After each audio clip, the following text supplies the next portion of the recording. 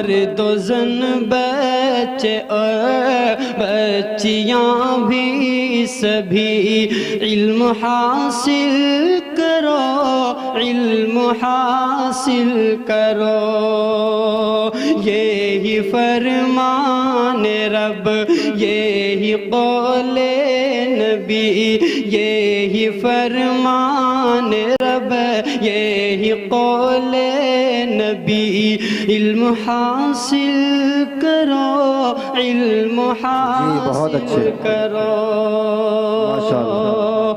زندگی کی اندھیروں بھری راہ میں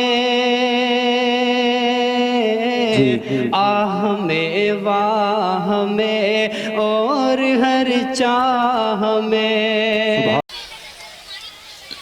آئیے حضرات، میں اب ایسے مرد کلندر کو دعوت دینے لگا کہ جس کی للکار سے منکرین نعمان کانپ رہے ہیں، اور وہ مرد مجاہد میدان میں کھڑا ہوا آواز لگا رہا ہے کہ قاتل میرا نشان مٹانے پہ ہے مزید، کہ قاتل میرا نشان مٹانے پہ ہے مزید، میں بھی زنا کی نوک پہ سر چھوڑ جاؤں گا۔ ارے دشمن کریں گے میری دلیری پہ تبصرے، مر کے بھی ایک سمندر میں بھور چھوڑ جاؤں گا۔ اہل سنت والجماعت کے مرکزی ناظم اعلیٰ جن سے میری مراد حضرت اقدس حضرت مولانا و مفتی محمد مستقیم صاحب استاد عربی ادب جامعہ خادم الاسلام ہاپوڑ ہیں، کہ حضور والا سے انتہائی ادب احترام کے ساتھ درخواست گزار ہوں کہ آپ کرسی صدارت پر جلوہ افروز ہو کر اپنے ملفوظات عالیہ سے ہم سب سامعین کو مستفیض فرمائیں۔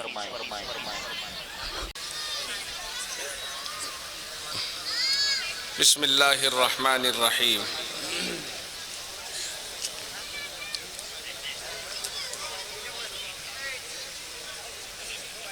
نحمدہ ونصلی علی رسولہ الکریم، اما بعد۔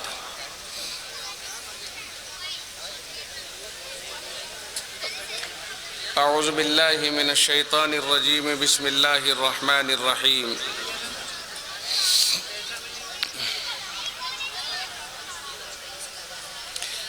ان اکرمکم عند اللہ اتقاکم، صدق اللہ مولانا العظیم۔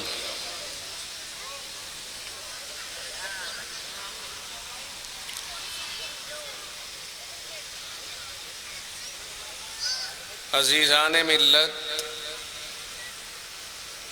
نوجوان ساتھیوں، پیارے دوستوں اور دینی بھائیوں،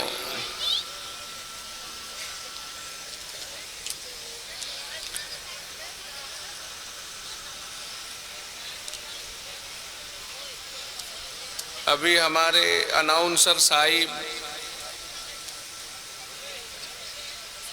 ان کے آداب و القاب لگانے کے بجائے سیدھے سیدھے شیر خان صاحب،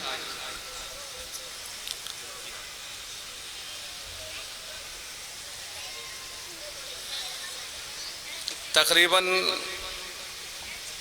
1.5 گھنٹے سے یا اس سے کچھ زیادہ ہو گیا ہوگا ہم ان کے ملفوظات کو سن رہے ہیں سبھی، اور اناؤنسری میں جو ان کا قد ہے وہ بہت بلند و بالا ہے۔ مجھے نہیں لگتا کہ اتنا بڑا اناؤنسر پورے علاقے میں کوئی اور پیدا ہو، نہ تھکتے نہ دبتے نہ ڈرتے، جسے جو کہنا ہے صاف کہنا ہے۔ ابھی فرمانے لگے حضرت کرسی صدارت پر تشریف لے آئیں، اب اسے خطابت کہہ لو یا صدارت کہہ لو، بتانا یہ ہے کہ بے باکی اتنی ہونی چاہیے جتنی شیر خان صاحب میں ہے۔ اللہ تعالیٰ ان کی حفاظت فرمائے۔ اور اب تو ان کی اناؤنسری یہاں سے لے کر کے پنجاب تک، تھوڑے دنوں کے بعد کنیا کماری سے کشمیر تک جانے والی ہے۔ ہندوستان میں انور جلال پوری کا ایک نام تھا، وہ تو چلے گئے، دوسرا انور پیدا ہو گیا۔ ہمیں بڑی خوشی ہوتی ہے کہ اللہ تعالیٰ نے ہمارے ہی بیچ میں، گویا ہمارے ہی گھرانے میں ایک گوہر نایاب تیار فرما دیا، اور اناؤنسر بھی ایسا کہ جس کی بیوہ کی شیر ایک مرتبہ باغ کھا سکتا ہے، ڈر سکتا ہے، مگر یہاں دباؤ کا کوئی مطلب نہیں ہے۔ کوئی ہو اپنی جگہ پر۔ ابھی دیکھو الف سے لے کر یا تک کیا کیا سنایا ہے آپ کو، آپ نے سنا کہ نہیں سنا؟ بھئی الف سے کیا ہے مطلب، با سے کیا مطلب ہے، یا تک سنا دیا یا نہیں سنا دیا؟ کوئی ہے جو مقابلہ کرے؟ تو خداوند عالم کی طرف سے جسے انعام مل جائے وہ انعام خداوندی ہے۔ انہیں جو اناؤنسری کا فن ملا ہے وہ علم لدنی کے طور پر ملا ہے، وہابی ہے، من جانب اللہ ہے، انعام خداوندی ہے۔ تو سارا مجمع متحد رہا، پورا مجمع اکٹھا رہا، اور سب سکون و اطمینان کے ساتھ سنتے رہے، باتیں بھی بڑی اچھی اچھی بتاتے رہے، اور یوں سمجھ کے چلو کہ تقریباً 2 مقرروں کا کام اکیلوں نے اب تک کر دیا۔ اللہ تعالیٰ ان کی صحت میں اضافہ فرمائے۔ اور ثاقب بھائی ہیں بیچارے، یہ بھی بڑی محنت کر رہے ہیں، ان کے لیے بھی دعا کرو، اللہ ان کے بھی ہتھیاروں کی حفاظت فرمائے۔ ہتھیار سے مراد کچھ اور مت سمجھ لینا، جو ان کا اپنا کام ہے۔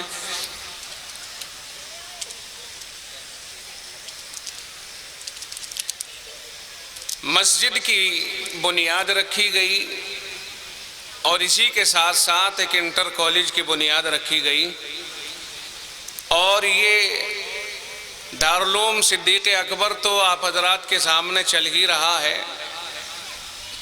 کام تو بہت بڑے بڑے ہیں، کچھ ہو گئے، کچھ ہو رہے ہیں، ہونے جا رہے ہیں۔ انشاءاللہ العزیز جس عزم اور جس حوصلے کے ساتھ یہ انٹر کالج کی اس وقت میں بنیاد رکھی جا رہی ہے، یعنی رکھ دی گئی، اور ایک عظیم ہستی کے دست مبارک سے یہ بنیاد کا عمل ہمارے سامنے آیا۔ دارالعلوم وقف دیوبند کے معتمم اور خاندان قاسمی کے چشم و چراغ، اور اس وقت اس خاندان کا چمکتا ہوا سورج،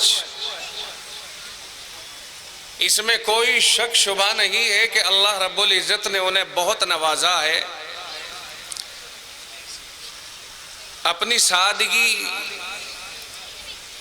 اور شفافیت، حسن اخلاق اور بہت ساری انگنت خوبیوں کے سبب اس وقت وہ علماء، عوام سب کے درمیان میں بہت ہی زیادہ محبوب ہیں۔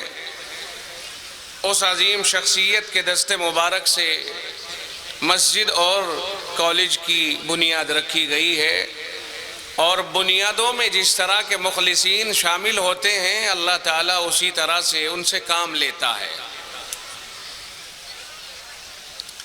اسی طرح یہاں کے جو اسکول کے بانی ہیں، اسے تعمیر کرانے کی ذمہ داری اپنے سر لینے والے ہیں۔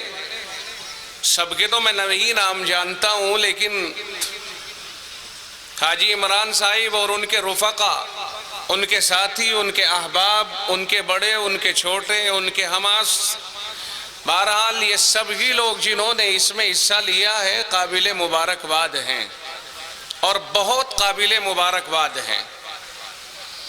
یہ چھوٹا کام نہیں ہے۔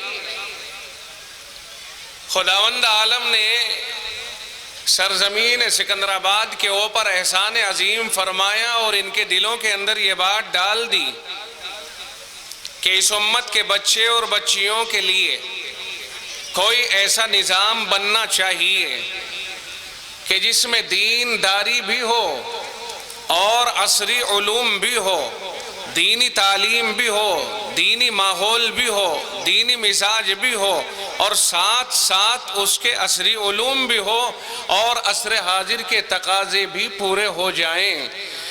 اللہ رب العزت نے اس کام کو کرنے کے لیے دل کے اندر ایک امنگ ڈال دی اور اس کے اوپر عمل کرنے کا جذبہ عطا فرما دیا، اور آج اس جذبے کے اوپر عمل کا اظہار بھی ہو گیا۔ یہ ہمارے لیے بلا کسی تفریق قوم و ملت سب کے لیے ایک خوشائند بات ہے اور سب کے لیے خوشی کا سامان ہے۔ اس سلسلے میں ہمارے ہر اعتبار سے ذہن و دماغ میں خوشی کا ایک ماحول پیدا ہونا چاہیے، چاہے وہ کوئی سکندرآباد کے اس کونے کا ہو یا اس کونے کا ہو، یا کوئی اطراف میں کسی بھی گاؤں کا ہو، جو اس بلاک میں لگنے والے گاؤں ہیں سبھی کے لیے خوشی کا سامان ہے۔ اور انشاءاللہ العزیز خدا کرے اس میں کوئی رکاوٹ نہ پیدا ہو، کوئی اڑچن سامنے نہ آئے، اور جلد ہی یہ بن کے تیار ہو جائے اور اس میں وہ دن سامنے آ جائے کہ آج جس طرح سنگ بنیاد ہو رہا ہے ایک دن اس کا تعلیمی افتتاح ہو اور ہم سب اس کے افتتاح میں شریک ہوں۔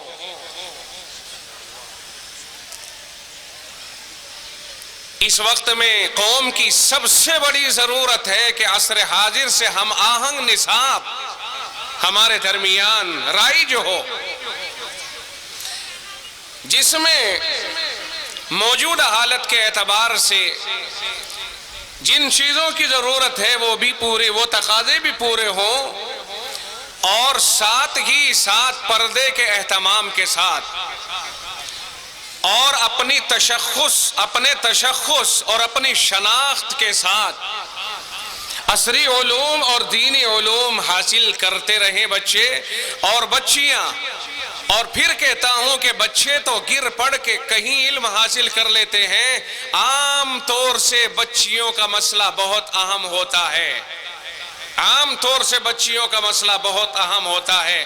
ان کے لیے فکر کرنے کی بہت زیادہ ضرورت ہے اور پہلے سے کہیں زیادہ ضرورت ہے۔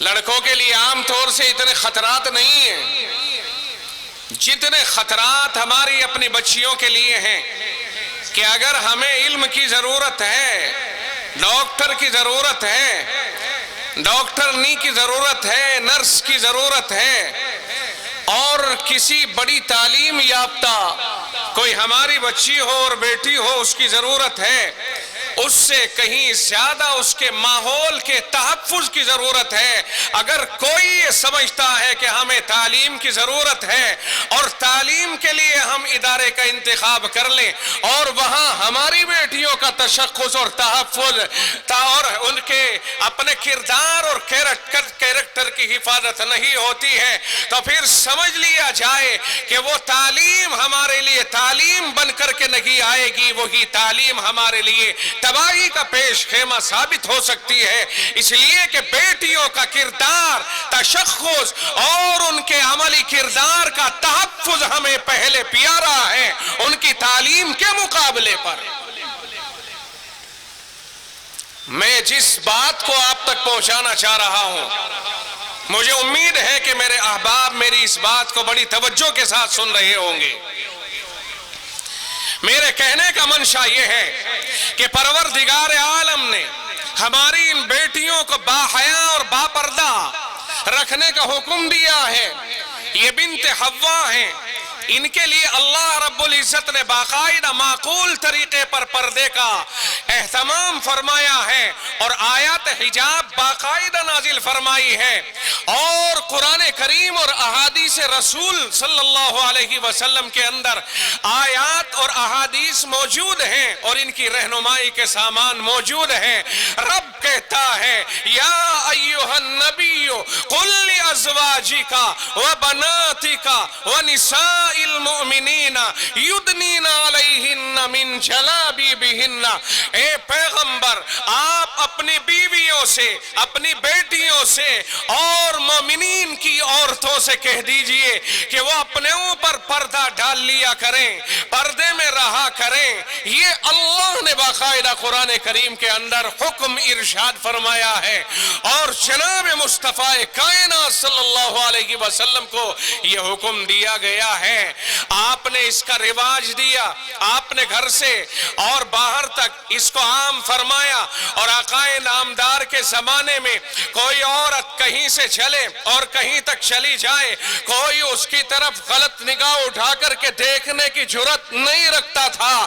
اتنا پردے کا اہتمام اور اتنا رواج اللہ کے نبی علیہ السلام کے زمانے میں اس کے اوپر ہوا، لیکن بعد میں چل کر کے حالات بدلتے رہے، اور ان حالات میں پھر حجاب کے اوپر سے جو باقاعدہ ذہنی پابندی تھی اس کے اوپر اور شرعی پابندی تھی، آزادی میں جا کر اور آزاد خیالی میں جا کر ہم نے اسے ہلکے میں لینا شروع کر دیا اور نیچے اترتے رہے، یہاں تک کہ ماحول نے ہماری بچیوں میں سے بھی بعض بچیوں کے دلوں میں اس بات کو ڈال دیا کہ وہ اپنے آپ کو پردے میں رہنے کو قید سمجھنے لگ گئی، اور اس کے اوپر بہت سے علاقوں کے اندر ریلیاں تک نکلنے لگ گئی، اور قرآن کریم کی ان آیات پر اور اللہ کے اس نظام پر، اور جو عقل کے اعتبار سے ایک معقول انتظام ہے، اس کے اوپر اعتراضات کی بوچھار ہونے لگ گئی،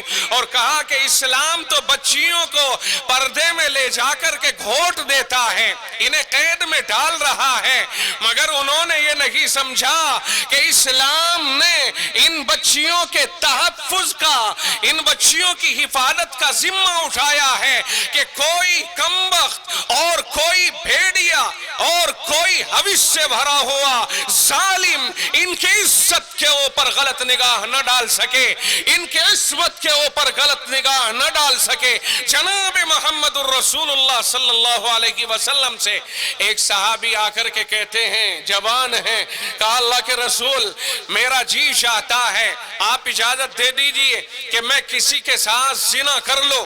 آپ نے نرمی کے ساتھ ارشاد فرمایا کہ تمہاری بہن یا تمہاری ماں موجود ہیں؟ اس نے کہا ہاں موجود ہے۔ آپ نے فرمایا اگر کوئی تیری بہن اور تیری ماں کے ساتھ یہ حرکت کرے تجھے کیسا لگے گا؟ عرض کیا برا لگے گا، میں اسے مار دوں مجھے ایسا برا لگے گا۔ آپ نے فرمایا کہ اس بات کا خیال رکھ کہ جس کے لیے تو اجازت مانگتا ہے وہ بھی کسی کی بہن اور کسی کی بیٹی یا کسی کی ماں ہوگی۔ حساس انداز میں آپ نے اس کا احساس دلایا۔ قرآن کریم کے اندر فرمایا گیا وَلَا تَقْرَبُوا الزِّنَا وَلَا تَقْرَبُوا الزِّنَا، فرمایا زنا کے قریب نہ جاؤ۔ کون کہتا ہے؟ رب کہتا ہے۔ 15ویں پارے کے اندر اللہ کا ارشاد گرامی موجود ہے، سورہ اسراء کے اندر قرآن کریم میں یہ آیت موجود ہے۔ رب نے یہ نہیں فرمایا وَلَا تَأْتُوا الزِّنَا، یہ نہیں فرمایا وَلَا تَزِنُوا وَلَا تَزْنِ، کچھ نہیں، آپ نے فرمایا، رب نے ارشاد فرمایا وَلَا تَقْرَبُوا الزِّنَا، فرمایا زنا کے قریب نہ جا۔ سوال پیدا ہوتا ہے کہ رب کو زنا کا حکم، زنا کے لیے حرمت کا، زنا کے لیے ممانعت کا حکم نازل کرنا، مبانعت کا حکم نازل نہ کر کے آپ نے زنا کے قریب نہ جانے کا حکم فرمایا، نہ جانے کا، اور اس میں نہیں فرمائی، منع فرمایا ہے۔ اس سلسلے میں اگر یہ فرما دیتے تو زنا مت کر تو شاید یہ زیادہ اہم ہوتا اس کے مقابلے پہ کہ تو زنا کے قریب مت جا۔ کوئی کم فہم، کم عقل سوال یہ سوال کر سکتا ہے، مگر اسے مفسرین یہ جواب دیتے ہیں کہ نہ یہ تمہاری اپنی سوچ ہو سکتی ہے، رب نے زنا کے قریب نہ جانے کیا ارشاد فرما کر کے زنا کو بہت پیچھے دھکیل دیا ہے کہ زنا کے اسباب اختیار ہونے کے بعد زنا ہوتا ہے، جب زنا کے اسباب ہی نہیں ہوں گے تو زنا کیسے ہو جائے گا؟ اللہ نے اسباب زنا کی بھی قربت سے منع فرما دیا ہے۔ اور اسباب زنا کیا ہیں؟ اسباب زنا یہ ہے کہ کوئی کسی غیر محرم کو دیکھے۔ آپ قرآن کریم کا حکم سن رہے ہیں، کوئی کسی عورت کو دیکھے، کسی اجنبیہ کو دیکھے، کسی غیر محرم کو دیکھے اور اس سے بات کریں، اس سے ملاقات کریں، ان سب چیزوں کے نزدیک جانے سے بھی اللہ نے روک دیا ہے۔ زنا تو جب عمل میں آتا ہے، جب آدمی پہلے دیکھتا ہے پھر اس کے بعد ملاقات کرتا ہے، آہستہ آہستہ قربت بڑھتی ہے، یہاں تک کہ وہ خبیث عمل وجود میں آ جاتا ہے۔ اس لیے رب نے پہلے ہی روک دیا، کہا بیریئر لگایا جاتا ہے، کوئی خبردار اپنی نظروں کو بھی کسی کے اوپر نہ ڈالے۔ یہ ہیں اسباب زنا جن سے اللہ نے روک دیا ہے۔ ان سب چیزوں کو اہمیت دی ہے قرآن کریم کے اندر اور احادیث رسول صلی اللہ علیہ وسلم کے اندر۔ اللہ کے نبی صلی اللہ علیہ وسلم نے فرمایا حضرت علی کو مخاطب کر کے، یا علی النظرۃ الاولی لک والثانیۃ علیک، اگر کسی عورت کے اوپر، اجنبیہ کے اوپر کوئی نظر پڑ جائے پہلی نظر تو وہ تیرے لیے معاف ہوگی، فوراً ہٹا لے، اور دوسری بار اگر تو اس عورت کے اوپر نظر ڈالتا ہے تو اب تیرے خلاف یہ نظر گناہ کا کام کرے گی۔ اس لیے اللہ کے نبی علیہ السلام نے بھی ارشاد فرما دیا ہے کہ اس چیز سے دور رہا جائے، جب آدمی دیکھے گا، ملاقات کرے گا اور بات چیت کرے گا تب جا کر کے آگے قربت ہوتی ہے۔ آج ہم معاشرے میں جی رہے ہیں جس معاشرے میں چاروں طرف سے شکایتیں موصول ہوتی ہیں کہ اس عمل کو لوگوں نے بہت اہون سمجھ لیا ہے اور ہلکا سمجھ لیا ہے، نہ جانے کہاں کہاں تک اس طرح کی چیزیں پھیل رہی ہیں۔ تو میں عرض کرتا ہوں کہ یہ اسکول اس طرح کے جس کی آج بنیاد رکھی گئی ہے، اس طرح کی حرکات سے بھی امت کو محفوظ رکھنے کا ذریعہ بنے گا انشاءاللہ۔ میں نے آپ سے یہ تمہیدی گفتگو کر کے یہ کہنے کا ارادہ نہیں کیا ہے کہ بچوں کو تعلیم مت دو یا بچیوں کو تعلیم مت دو، کالجوں کی تعلیم سے روکنا میرا مقصد نہیں ہے۔ نہیں، علماء کہہ رہے ہیں کہ محنت کرا کے اور باقاعدہ پابندیوں کے ساتھ اپنے بچوں کو، بچیوں کو تعلیم دو، لیکن اس طرح سے دو کہ ان کا پردہ محفوظ رہے اور انہیں آگے بڑھ کر کے آپس میں گناہ کرنے کا موقع نہ ملے۔ اس انداز میں تعلیمی ادارے قائم کرنے کی ضرورت ہے۔ امید ہے کہ یہ شیخ الہند انٹر کالج انشاءاللہ العزیز سیدنا شیخ الہند رحمت اللہ علیہ کے نام پر رکھا گیا ہے۔ اس کا نام اس عظیم شخصیت کے اوپر جس نے ہندوستان کے اندر انقلاب پیدا کیا اور جس نے انگریز کے مقابلے پر کھڑے ہو کر کے للکارا تھا اور یوں کہا تھا، فتویٰ جاری کیا تھا کہ تمہارا تعاون کرنا اور تمہاری فوج میں بھرتی ہونا حرام ہے۔ وہ جانتے تھے کہ انگریز اپنی فوج میں بھرتی کر کے انہیں اپنا ملازم بنا کے اور ہندوستانیوں پر انہی فوجیوں سے ظلم کراتا ہے۔ اس لیے علماء نے فرمایا کہ ناجائز، تو شیخ الہند رحمت اللہ علیہ ان بزرگوں میں سے تھے کہ انگریز جب انہیں جیل میں لے کر چلا گیا اور ان کے اوپر سزا جاری کرتا اور کرم سلاخے کر کے ان کی پشت کو داغتا اور یہ کہتا کہ تو اپنے فتوے سے رجوع کر لو، واپسی کر لو، تو سیدنا شیخ الہند رحمت اللہ علیہ فرمایا کرتے تھے کہ او انگریز، اگر تو مجھے یہ کہتا ہے کہ میں فتوے سے واپسی کر لوں اور تیرے خلاف جو میرا فتویٰ ہے میں اسے واپس لے لوں تو تو مجھے چھوڑ دے گا، مجھے سزا نہیں دے گا؟ تو سن لے، اگر تو مجھے چھوڑتا ہے تو یہ رہائی مجھے منظور نہیں ہے۔ فرمایا بلال کا روحانی بیٹا ہوں، اگر میرے جسم کا ایک ایک ایک حصہ اس طرح سزا پاتے پاتے پامال ہو جائے اور میرا جسم جلاتے جلتے بالکل ختم ہو جائے، یہ مجھے منظور ہے، لیکن اپنے فتوے سے رجوع منظور نہیں ہے۔ یہ شیخ الہند رحمت اللہ علیہ ہیں جو انگریز کی دشمنی میں اس وقت میں اتنے پختہ ہو چکے تھے۔ حضرت مولانا اندر شاہ صاحب رحمت اللہ علیہ فرمایا کرتے تھے کہ حضرت شیخ الہند جب بوڑھے ہو گئے اور کمر جھک گئی اور اس طرح سے ٹیڑے جھک کر کے چلتے ہیں، مگر جب انگریز سامنے آیا کرتا تھا تو بتکلف سیدھے ہو کر کے چلتے ہیں۔ کوئی پوچھتا حضرت آپ یہ تکلف کیوں فرماتے ہیں؟ تو فرماتے کہ میں اس ظالم کو یہ بتانا چاہتا ہوں کہ محمود تیرے مقابلے میں کبھی کمزور نہیں ہے۔ یہ ان ہمارے بزرگوں کا ہندوستان کے اندر کردار رہا ہے، اور اسی کردار نے ہندوستان کو آزاد کرایا ہے۔ اسی کردار نے ہندوستان کے اندر آزادی کی فضاؤں میں سانس لینے کا ہمیں موقع عنایت فرمایا ہے۔ آج اگر ہم غلامی سے آزاد ہیں اور ہمارا ملک غلامی کی زنجیروں سے پاک زندگی گزار رہا ہے، تو یہ سیدنا شیخ الہند علیہ الرحمہ ہیں۔ ان کے کردار کا ایک بہت بڑا کردار ان کا نظر آتا ہے، اور دیگر اکابر دارالعلوم ہیں، مولانا قاسم نانوتوی ہیں، مولانا جعفر تھانیسری ہیں، سیدنا شیخ الہند ہیں، مولانا سید حسین احمد مدنی ہیں، وغیرہ وغیرہ۔ یہ بڑے بڑے اکابر ہیں جنہوں نے ہندوستان کے اندر انگریز کی غلامی سے ہندوستانی اقوام کو آزاد کرایا ہے، اور ان کی محنتوں سے ہندوستان آزاد ہو بھی گیا۔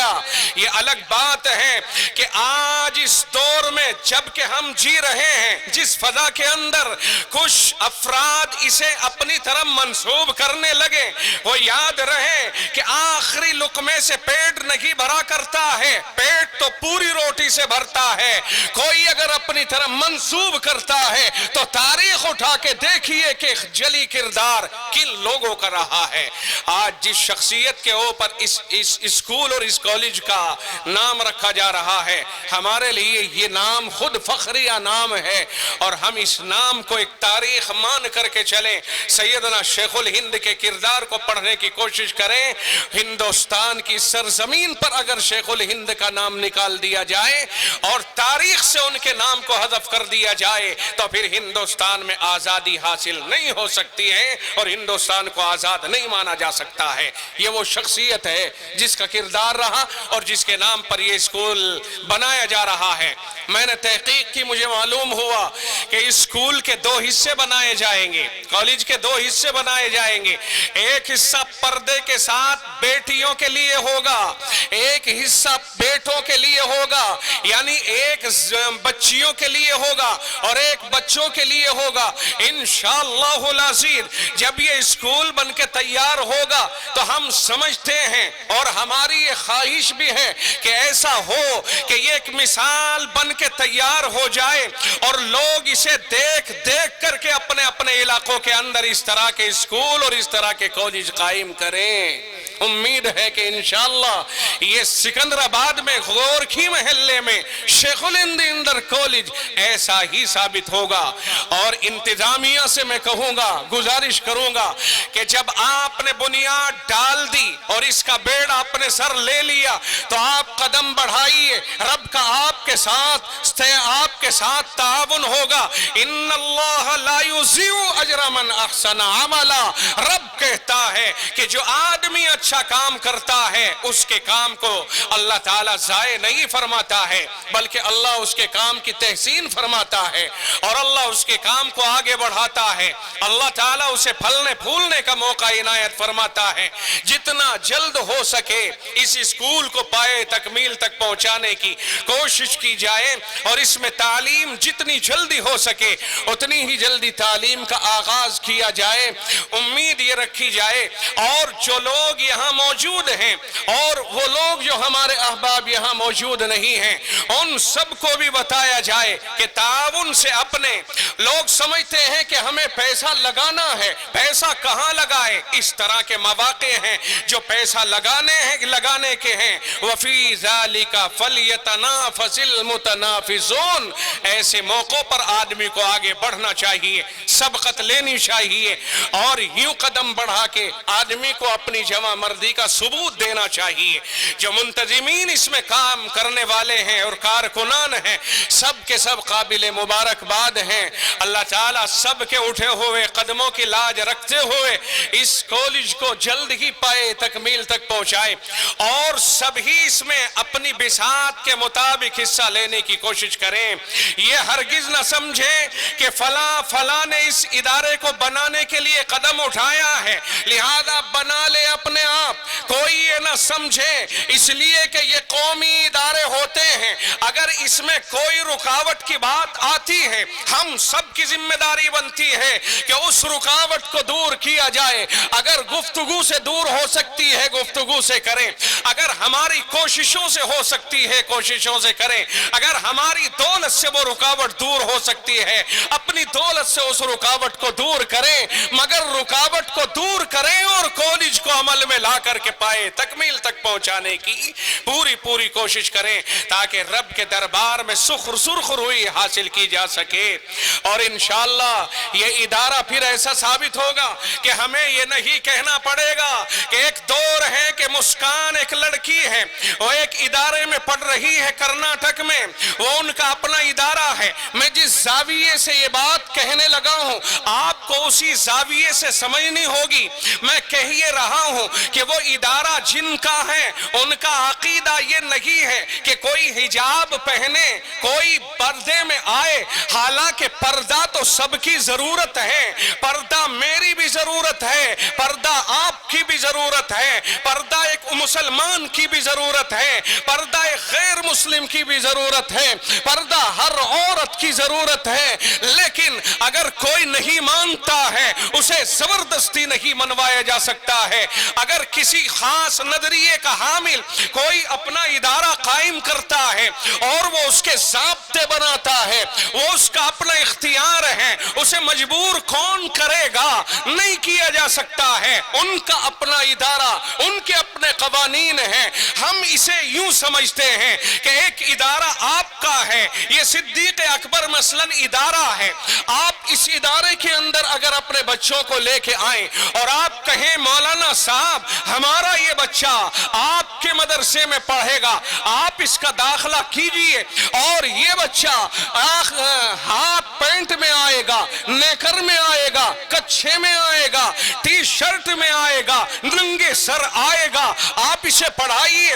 آپ کہہ دیں گے کہ نا صدیق اکبر مدرسے کا یہ رول نہیں ہے، ہمارا رول یہ ہے کہ وہ باقاعدہ فل لباس میں آئے گا، سر پہ ٹوپی ہوگی، شرعی لباس ہوگا، اسلامی لباس ہوگا، حیا کا لباس ہوگا، چہرے پہ داڑھی آ جائے اس کو ہاتھ نہیں لگایا جائے گا، سر پہ ٹوپی رکھی جائے گی۔ ہمارا ادارہ ہے، ہمارے ضابطے ہیں، ہمارا قانون ہے۔ اگر آپ وہ قانون فالو کرتے ہیں آئیے داخلہ لیجئے، اور اگر آپ ان قوانین سے روگردانی کرتے ہیں تو ہم آپ کے لیے اس ادارے میں داخلہ جائز نہیں سمجھتے ہیں۔ میں اسی جذبے سے یہ بات کہہ رہا ہوں کہ اس طرح کے کالج ہماری اس پریشانی کو بھی انشاءاللہ دور کریں گے۔ آج ہم بھیک مانگتے ہیں کہ ہماری بچیوں کو حجاب کے ساتھ اپنے ہی کالجوں میں اپنی یونیورسٹیز کے اندر داخل کر لو، وہ کہتے ہیں نہیں ہم نہیں کریں گے۔ ہم بھیک مانگتے ہیں کہ تم ہمارے بچوں کو داڑھی کے ساتھ اپنے اسکولوں میں داخل کر لو، وہ ہمیں انکار کرتے ہیں، ہمیں جواب دیتے ہیں ہمارا رول ہے ہم نہیں کریں گے۔ میں امت مسلمہ سے کہنا چاہتا ہوں کیا تمہارے پاس اتنی رقم نہیں رہی؟ کیا ہمارے پاس اتنا پیسہ نہیں رہا؟ اگر جہیز پر خرچ کرنے کے لیے ہمارے پاس دولت ہے تو پھر انٹر کالج یا کوئی ہائی اسکول بنانے کے لیے یا کوئی ادارہ بنانے کے لیے ہمارے پاس دولت کیوں نہیں ہے؟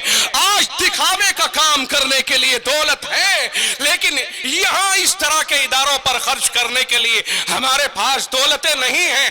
نہیں، میں اس کو نہیں مانتا۔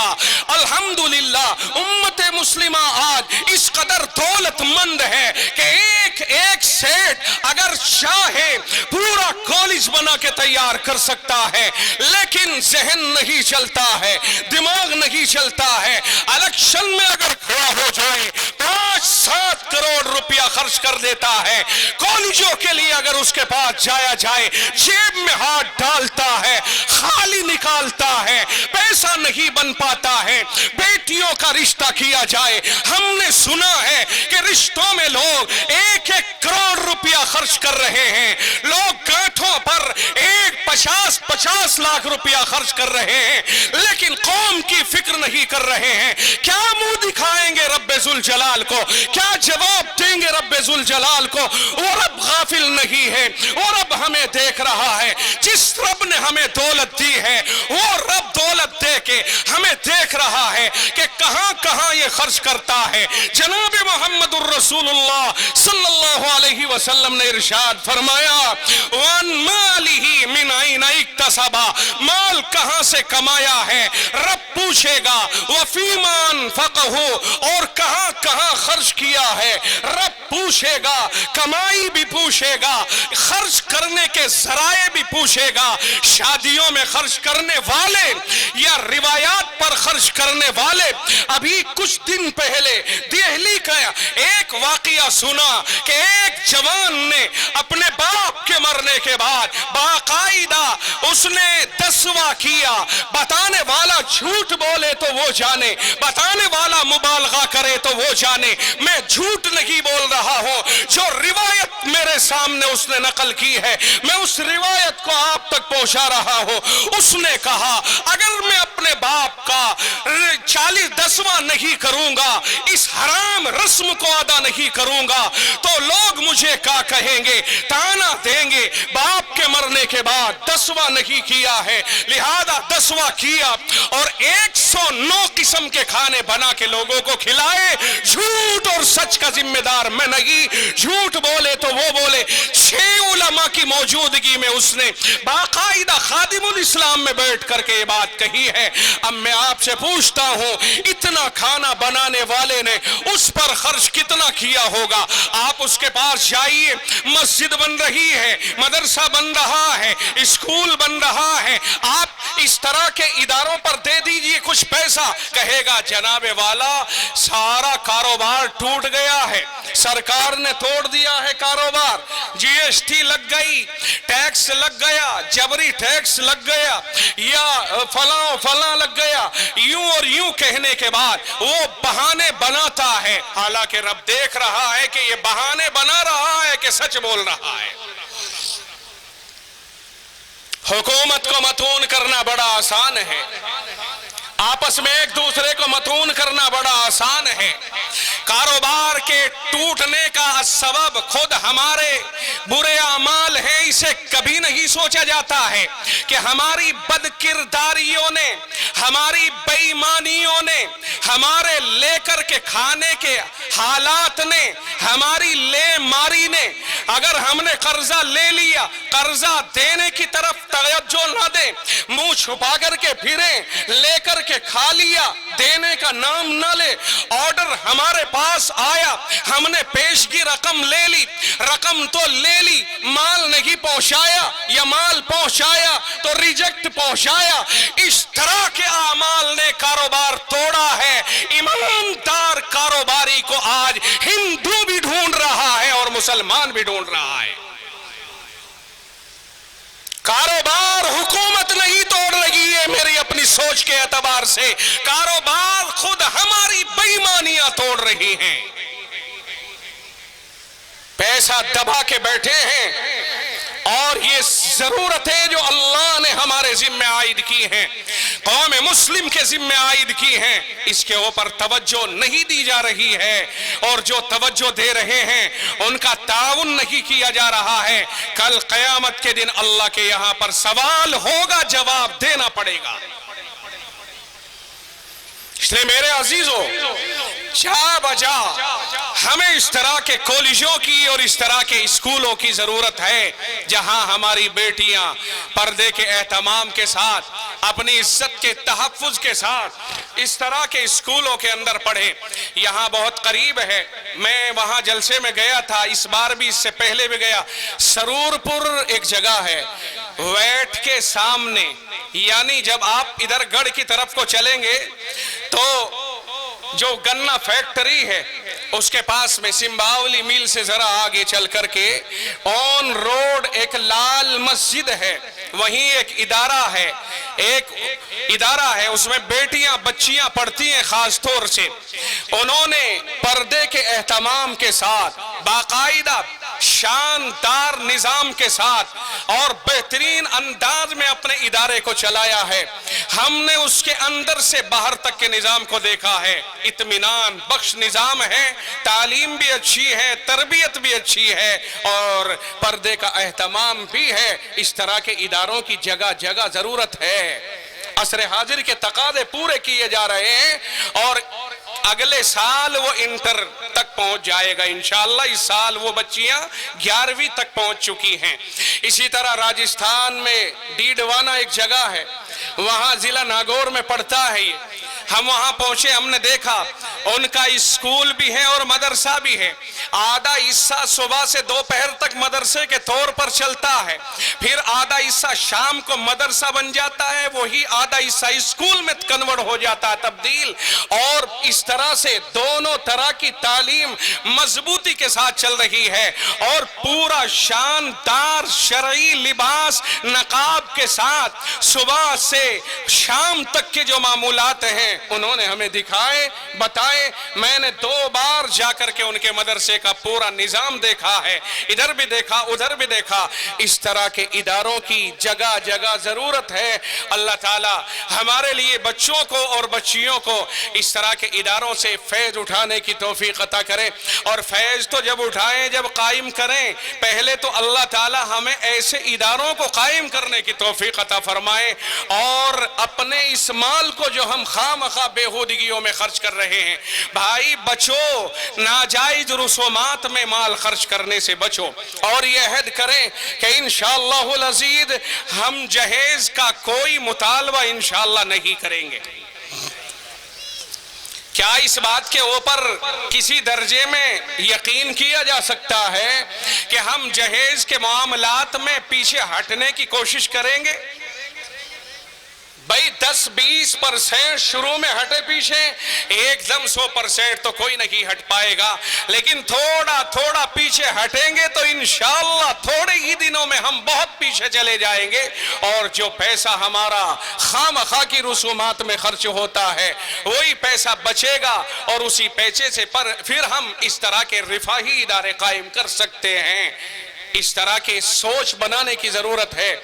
आज इस वक्त में दुनिया में बहुत से ऐसे मुमालिक हैं जो हर तरह के बजट में कटौती कर लेते हैं, लेकिन तालीमी बजट में वो कटौती नहीं करते हैं। और दलील उनकी ये होती है कि कोई भी ऐसा बजट जिसमें हमने कटौती की है, अगर उस शोबे को कोई नुकसान पहुंचता है तो वो जल्द ही इंशाअल्लाह तैयार हो जाएगा, लेकिन अगर तालीमी शोबे को नुकसान पहुंच गया तो इसके लिए दहाइयां बीत जाती हैं और इसका नुकसान पूरा नहीं हो पाता है। इसलिए तालीमी शोबे में कटौती नहीं की जा सकती है। लोग जो जानते हैं तालीम की कदर व मंजिलत वो इस तरह से समझते हैं, और हम जैसे जो नहीं जानते हैं तालीम की कदर व मंजिलत को, उन्हें पैसा जहेज में खर्च करना आसान, उन्हें पैसा रसूमात में खर्च करना आसान, लेकिन तालीम और तालीम गाहों के ऊपर पैसा खर्च करने में बड़ी मुसीबतें आती हैं और बड़ी परेशानियां सामने आती हैं। इसलिए हमें इस तरह के इदारों की बहुत जरूरत है और जा बजा ऐसे इदारे कायम करने चाहिए। मैं एक बात और कहता चलूं कि ये इदारा है जो यहाँ یہاں قائم ہونے جا رہا ہے انٹر کالج کے نام سے، جہاں لڑکے لڑکیاں الگ الگ ڈپارٹمنٹ قائم ہو جائیں گے، شعبے الگ الگ منزل، اور پھر پردے کے اہتمام کے ساتھ اسلامی شعور اور اسلامی نظام کے ساتھ انشاءاللہ تعلیم حاصل کریں گے۔ اگر وہاں حافظ قرآن بنایا جائے یا عالم بنایا جائے تو کہنا ہی کیا، لیکن اگر یہ جو ہمیں سامنے کھڑی عمارت نظر آ رہی ہے، میں آپ کو یہ بتاتا چلوں کہیں جذبات میں آ کر اور حالات حاضرہ سے متاثر ہو کر اور اسکول اور کالجوں کی باقاعدہ اہمیت کے اوپر کیونکہ بیان بھی ہو رہے ہیں آج کے دور میں اور ضرورتیں بھی سامنے آ رہی ہیں، کہیں ایسا نہ ہو کہ ان اداروں کی حقارت ہمارے ذہن کے اندر پیدا ہو جائے۔ ہرگز ایسا نہ سوچ لینا، اگر انٹر کالج 50 بھی قائم ہو جائے، ایک مکتب کے برابر اہمیت کے اعتبار سے نہیں ہو سکتے ہیں۔ وجہ اس کی یہ ہے کہ جہاں قرآن کے عالم بنائے جاتے ہیں اور جہاں حافظ بنائے جاتے ہیں، وہ قرآن کریم کی بنیاد پر جس اہمیت کے حامل ہوتے ہیں، اس کا مقابلہ کبھی کوئی ادارہ نہیں کر سکتا ہے۔ ہاں، موجودہ وقت کی ضرورت کے پیش نظر ہمیں کالجوں کی ضرورت ہے اور اسی کے مد نظر ہم کالجوں کے قیام کی تائید کر رہے ہیں اور کالجوں کے قیام کی کوشش کر رہے ہیں، لیکن قرآن کریم کے ادارے سے ہمارا عقیدہ ہے اور ہمارا مذہب ہے اور ہمارا دین بھی ہمیں یہی کہتا ہے، اور بلکہ جناب محمد الرسول اللہ صلی اللہ علیہ وسلم کا ارشاد گرامی ہے، خیرکم من تعلم القرآن وعلمہ، فرمایا تم میں سب سے بہتر وہ ہے جو قرآن کریم کو سیکھے اور سکھائے۔ اس کا مطلب یہ ہوا کالج بھی بہتر ہے، مگر اس کے مقابلے جب فضیلت کا مقابلہ کیا جائے گا تو پھر قرآن کریم پڑھنے اور پڑھانے والا اس سے افضل ہو جائے گا۔ اس کی وجہ یہ ہے، میں اس لیے یہ تجزیہ کرنے پر مجبور ہوا کہ کہیں ایسا نہ ہو کہ قرآن کے مکتبوں کی اہمیت دل سے نکل جائے اور موجودہ حالات سے اتنے ہم متاثر ہو جائیں کہ کالج قائم کرے تو اس کا مطلب یہ سمجھ میں آنے لگے کہ مدرسے بیکار ہیں، مدرسے ضرورت کی چیز نہیں رہے ہیں۔ میں یہ بات ذہن سے نکالنے کے لیے یہ تجزیاتی باتیں شروع کر رہا ہوں اور چند منٹ یہ تجزیاتی باتیں کر کے اپنی بات کو ختم کروں گا۔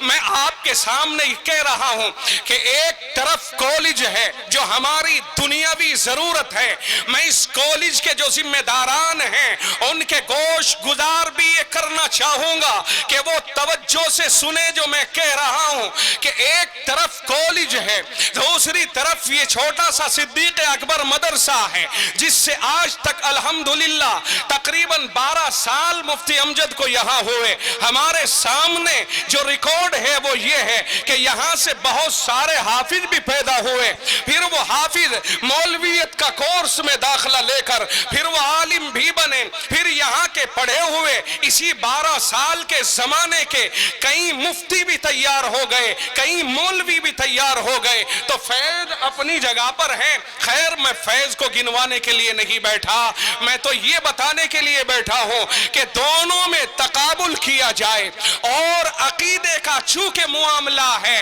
اس لیے ہم کسی بھی وجہ سے اپنے عقیدے پر آنچ نہیں آنے دیں گے انشاءاللہ العزیز۔ ضرورت اپنی جگہ پر اور فضیلت اور اہمیت اپنی جگہ پر، دونوں کو اس کا درجہ دیا جائے گا۔ کالج کا اپنا درجہ ہوگا اور مدرسے کا اپنا درجہ ہوگا۔ دیکھو کالج کے معاملات تو یہ ہوتے ہیں کہ جو کالجوں کا کورس ہوتا ہے وہ کتابیں ہوتی ہیں، ہندی ہے، انگلش ہے، سائنس ہے، جغرافیہ وغیرہ وغیرہ، یہ ساری کی ساری وہ کتابیں ہیں جو انسانوں نے لکھی ہیں، اور مدرسے میں جو قرآن کریم پڑھایا جاتا ہے یہ اللہ کی وہ کتاب ہے جو اللہ کا کلام ہے۔ تو کلام اللہ کا ہے، اسکولوں میں کلام بندوں کا ہے، جتنا فرق اللہ اور بندوں میں ہے उतना ही अल्लाह के कलाम और बंदों के कलाम में है।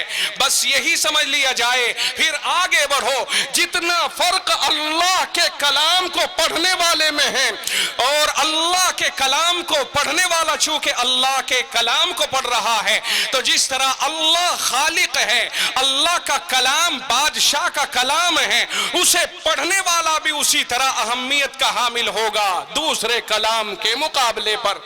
तो हमारा अकीदा यही रहेगा कि जरूरत पूरी की जाएगी स्कूलों और कॉलेजों के जरिए दुनियावी एतबार से, लेकिन कुरान की तालीम के ऊपर उसका मकाम नहीं हो सकता है। बात समझ में आई कि नहीं आई? कहीं भूत सवार न हो जाए। मेरे कहने का मंशा यह है कि कहीं इस तरह से जहन बन जाए कि कॉलेज ही जरूरत की चीजें हैं बस, और ये मदरसे तो हुकूमत की निगाहों में कोई तालीम गाहें है ही नहीं। हम हुकूमत के नजरिए से नहीं, हम तो शरीयत के नजरिए से बोल रहे हैं। हुकूमत क्या मानती है हमें इससे कोई बहस नहीं है। अल्लाह और उसका रसूल क्या कहते हैं हमें इससे बहस है। हमें पैदा रब ने किया है, किसी हुकूमत ने नहीं पैदा किया। हमें रोजी रब देता है, हमें जान रब को देनी है, हमें हिसाब अपने रब को देना है, हमें जन्नत उसी रब से लेनी है, हमें उस रब की रजा चाहिए। इसलिए मदरसों का मकाम कभी नहीं गिराया जा सकता। मदरसों का मकाम वही रहेगा। और मैं आपको एक तज्जिया और करके बता दूं, एक सवाल आपके बीच में छोड़ता हूं। कुरान करीम जिस कागज के ऊपर लिखा जाता है वो कागज सब कागजों में आला हो जाता है, और कुरान के अलावा दूसरी किताबें जिस कागज पर लिखी जाती है वो कागज कुरान के मुकाबले पर नहीं आ सकता है। फिर यही समझ लो कि जो कुरान पढ़ने वाला होगा वो कुरान की तरह से मुकाबलतन आला होगा उसके मुकाबले पे जो कुरान करीम के अलावा दूसरी किताबों को पढ़ने वाला होगा। ये तज्जिया मैं इसलिए कर रहा हूं कि हमें इसे हमेशा ज़हनो दिमाग में रखना चाहिए। आज हमारे लिए खुश नसीबी है, हमारे पास मदरसा भी है, हमारे पास एक कॉलेज भी तैयार हो रहा है। कॉलेज का निसाब क्या रहेगा अभी हमारे इल्म में नहीं है। निसाब इंशाअल्लाहुल अजीज इस्लामी निगरानी में ही रहेगा। अकायद की चीजें भी होगी जिससे हमारे बच्चे और बच्चियों का अकीदा महफूज रहे, मजबूत रहे, और हया, पर्दा, इस तरह की चीजों से मुज़य्यन भी निसाब होगा, ताकि हमारे बच्चे और बच्चियां कल चल करके किसी बेराह रवी और नफ्स परस्ती का शिकार न हो जाएं। इसलिए कि बहुत सारे इलाकों में रिपोर्टें सुनने में आ रही हैं कि कुछ लड़कियां नफ्स परस्ती की और हविस परस्ती की शिकार होकर इस तरह से निकल गई हैं जैसे आटे से बाल निकल जाता है, पता भी नहीं चला।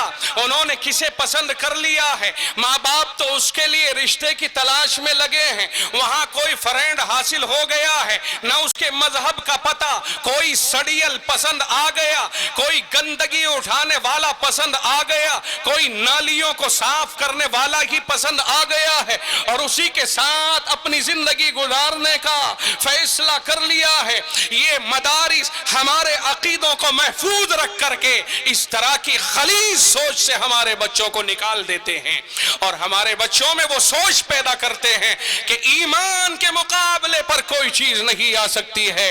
दुनिया की दौलत एक तरफ, अगर कोई आपसे कहे कि हम दुनिया की सारी दौलत का आपको मालिक बना रहे हैं, एक मुल्क का राष्ट्रपति ही नहीं बल्कि सारी दुनिया की दौलत आपके हवाले करते हैं, बिल फर्ज व तकदीर, बफर्ज महाल, इसे फर्ज कर लो, कोई आपको ये पेशकश करे तो और यूं कहे कि इसके बदले में आप ईमान से हाथ धो लो, तो हर किस हरगिज कबूल नहीं किया जा सकता है।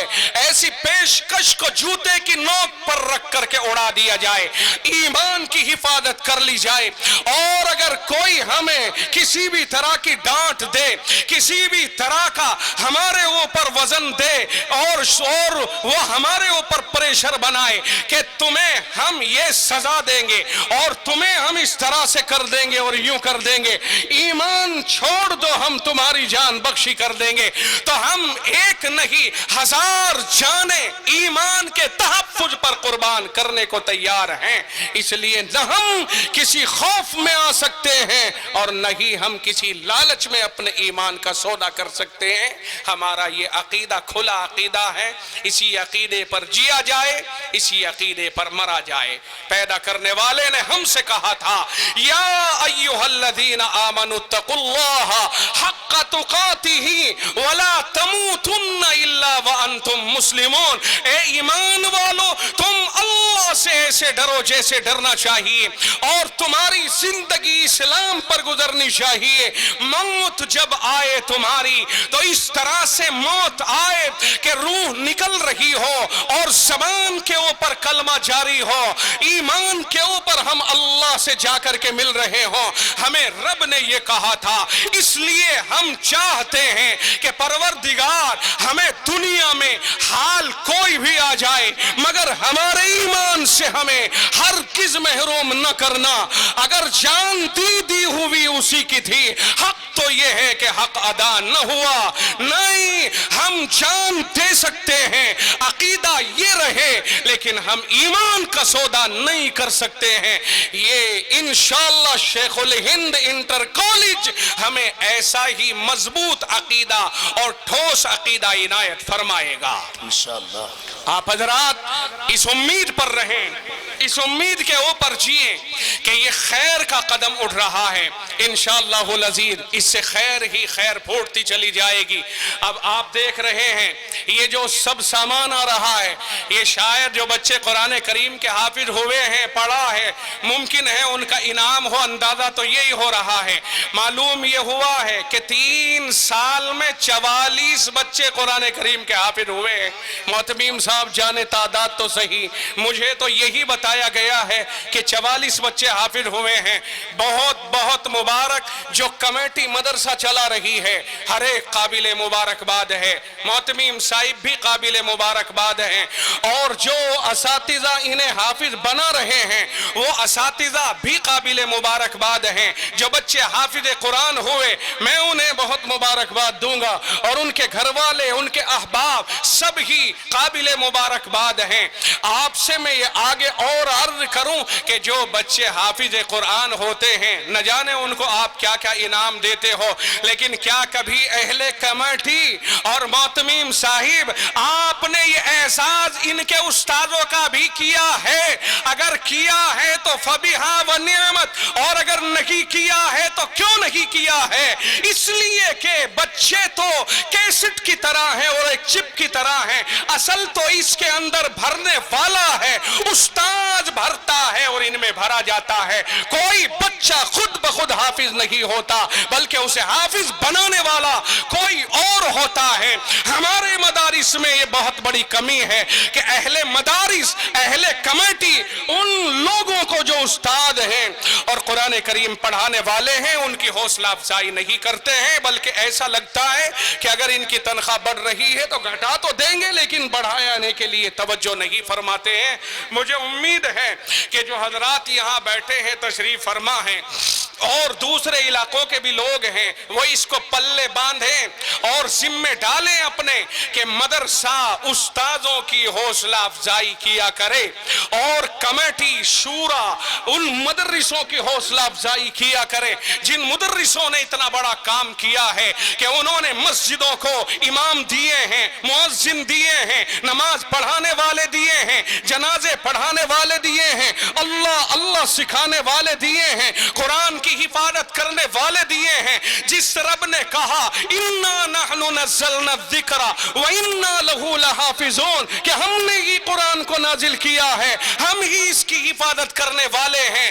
اس رب نے حفاظت کا یہ انوکھا انداز اختیار کیا ہے کہ معلم کے ذریعے حافظوں کو تیار کرایا ہے۔ جس معلم نے یہ محنت کی ہے کہ خدائی اعلان کا مصداق بنا دیا، انہیں حافظ بنا کے حفاظت کرنے والا بنا دیا، یقیناً وہ استاد مبارک بادی کے قابل بھی ہیں اور حوصلہ افزائی کے قابل بھی ہیں، انعام دینے کے قابل بھی ہیں، لیکن عام طور سے مکتبوں اور مدرسوں میں ایسا نہیں ہو رہا ہے۔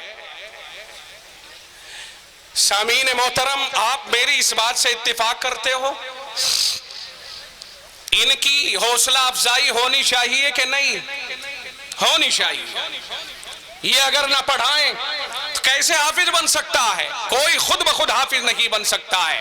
یہ بے زبان کو زبان دیتے ہیں، بے پڑھے کو پڑھنا سکھاتے ہیں، اس لیے بڑا احسان ان کا ہے جنہوں نے انہیں پڑھنا سکھایا اور انہیں قرآن کریم کا حافظ بنا دیا، اور پھر حدیث پاک کی فضیلت کا مصداق بنا دیا، جس میں آقا نے فرمایا ہے کہ من قرأ القرآن وعمل بما فیہ، جس نے قرآن کریم کو پڑھ کر عمل کر لیا، البس والدہ تاجا یوم القیامہ، فرمایا قیامت کے دن ماں باپ کی تاج پوشی کی جائے گی اور تاج کی روشنی سورج سے کہیں زیادہ ہوگی۔ اللہ کے نبی نے پوچھا، فرمایا پھر تمہارا کیا خیال ہے اس حافظ کو اللہ کتنا انعام دے گا جس کی برکت سے اس کے ماں باپ کو اتنا بڑا انعام مل رہا ہے؟ آقا نے انہی کے لیے تو یوں فرمایا ہے، یقال لصاحب القرآن اقرا وارتقی ورتل کما کنت ترتل فی الدنیا فإن منزلک عند آخر آیت تقرأها، فرمایا قرآن کریم کے حافظ کو قیامت کے دن اللہ بلائے گا اور یوں فرمائے گا یہاں آؤ، قرآن کریم کو پڑھنا شروع کرو، جنت کے دروازے کھلے پڑے ہیں، ان میں چڑھنا شروع کرو اور اس طرح سے اچھی طرح پڑھو جس طرح تم دنیا میں پڑھا کرتے تھے۔ حافظ قرآن کو اللہ جنت کے دروازے کھلوا دے گا اور یوں کہہ دے گا یہ جنت ہے، دروازے کھلے ہیں، تیرے لیے کوئی رکاوٹ نہیں ہے، قرآن پڑھتا جا اور دوڑتا جا، جنت میں چڑھتا چلا جا، فَإِنَّ مَنزِلَكَ عِنْدَ آخِرِ آیَةٍ تَقْرَؤُهَا، فرمایا تیرا ٹھکانہ وہیں تک ہوگا جہاں تک تیرا قرآن ختم ہو جائے گا۔ جس رب نے اس حافظ کو قیامت کے دن یہ انعام دیا، اس انعام کو حاصل کرنے کا سبب یہی حافظ قرآن کا استاد ہے۔ بات سمجھنے کی ہے، جو فضائل انہیں حاصل ہوئے ہیں وہ ان کے استادوں کی بدولت ہوئے ہیں، اس لیے انہیں باقاعدہ ان کی حوصلہ افزائی کی جائے۔ بات لمبی ہو گئی، میں اتنی دیر کے لیے نہیں بیٹھا تھا، جو باتیں میں نے عرض کی ہیں جو میرے ذہن میں اسکول اور کالج کے تعلق سے آئی اور مدرسے کے تعلق سے آئی، وہ میں نے آپ تک پہنچا دی ہیں۔ آپ حضرات کو جتنی باتیں پہنچی ہیں، امید ہے کہ میری ان معروضات کو ہمدردی کی نگاہوں سے دیکھ کر اور محبت کے ساتھ انہیں قبول فرما کر اور تنقید سے مجھے بہرحال بچا کر آپ حضرات ان پر عمل کرنے کی کوشش کریں گے۔ غلطی ہو تو معاف فرمائیں گے۔ بہرحال میں پھر کہتا چلوں کہ کالج کا فائدہ انشاءاللہ العزیز یہ ہوگا کہ ہماری بچیاں اور یہ ہمارے بچے انشاءاللہ اللہ کے پسندیدہ بن کے نکلیں گے اور حرام کاریوں سے انشاءاللہ دور رہیں گے، عقائد ان کے بہتر رہیں گے، اچھے رہیں گے، انہیں ہر طرح سے تحفظ فراہم ہوگا۔ اللہ تعالی ہمیں عمل کی توفیق مرحمت فرمائے۔ وآخر دعوانا ان الحمدللہ رب العالمین۔